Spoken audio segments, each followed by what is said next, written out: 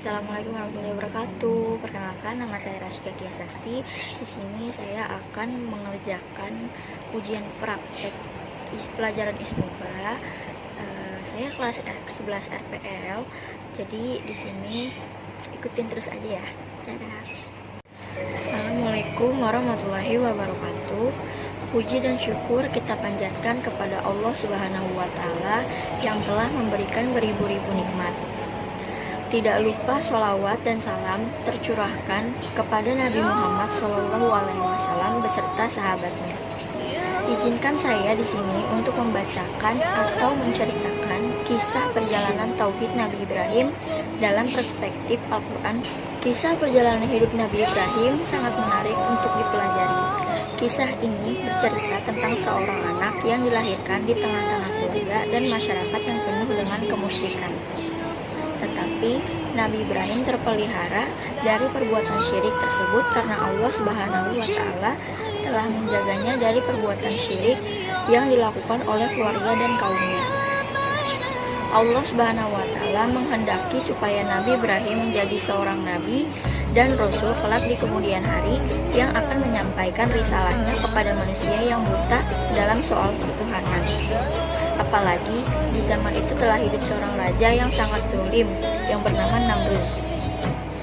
Di dalam Al-Quran, Ibrahim alaihissalam digambarkan sebagai seorang yang beragama tauhid, tidaklah musyrik karena Nabi Ibrahim tidak mau menyembah benda-benda di langit seperti bintang, bulan, dan matahari, melainkan menghadapkan dirinya kepada Tuhan yang menciptakan langit dan bumi dengan cenderung kepada agama yang benar.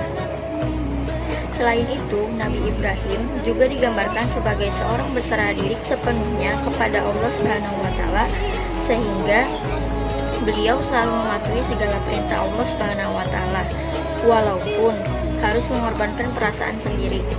Ketika Ismail lahir, Allah menyuruh Nabi Ibrahim alaihissalam meninggalkan istri dan anaknya tersebut di sebuah lembah yang gersang. Tatkala Nabi Ibrahim meninggalkan mereka dengan sebuah goriba, istrinya Siti Hajar bertanya, "Mengapa engkau tinggalkan kami di lembah yang tiada siapapun dan tiada apapun?" Ibrahim tidak menjawab. Ketika istrinya bertanya, "Kepada siapa engkau titipkan kami?" Ibrahim menjawab, "Kepada Allah." Istrinya menjawab dengan penuh keimanan, "Kalau begitu aku rela karena Allah." Ketika Nabi Ibrahim diperintahkan untuk menyembelih Ismail, maka ia meminta pendapat anaknya walaupun ia sudah siap melakukannya. "Bagaimana pendapatmu?" Ismail menjawab, seperti jawaban ibunya dulu. Sebagaimana firman Allah Subhanahu wa Ta'ala dalam Al-Quran surat As-Saffat ayat 102, yaitu "Falamma balagha ma'ahus sa'ya qala ya bunayya inni ara fil manami anni azbahuka fanzur maza taro."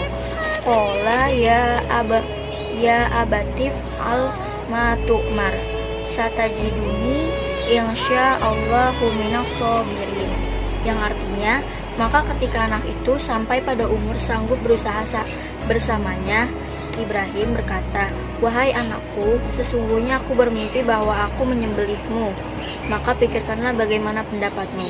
Ismail menjawab, "Wahai ayahku, lakukanlah apa yang diperintahkan Allah kepadamu. Insya Allah engkau akan mendapatiku termasuk orang yang sabar."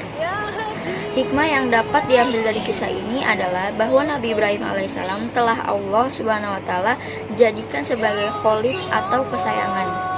Ketika diperintah untuk menyembelih anaknya, Ibrahim alaihissalam melaksanakannya, meskipun secara manusiawi hati kecilnya merasa tidak tega. Perintah Allah Subhanahu wa Ta'ala untuk menyembelih anak yang disayanginya itu merupakan salah satu bentuk ujian bagi mereka. Ibrahim alaihissalam melaksanakan perintah Allah semata-mata karena kecintaannya kepada Allah melebihi kecintaannya kepada anaknya sendiri. Kisah ini menunjukkan bahwa Ibrahim alaihissalam adalah seorang nabi yang sabar terhadap godaan yang berat, sehingga beliau pantas diberi gelar Ulul Azmi. Sosok Ibrahim alaihissalam menggambarkan seorang suami yang sukses mendidik keluarga. Istrinya tetap taat dan setiap walaupun ditinggalkan di lembah yang gersang. Anaknya begitu taat kepada Allah Subhanahu wa Ta'ala untuk disembelih oleh ayahnya sendiri yang sudah lama dinantikan. Kesuksesan Ibrahim dalam mendidik keluarga tercermin dengan ketaatan anaknya meskipun harus disembelih.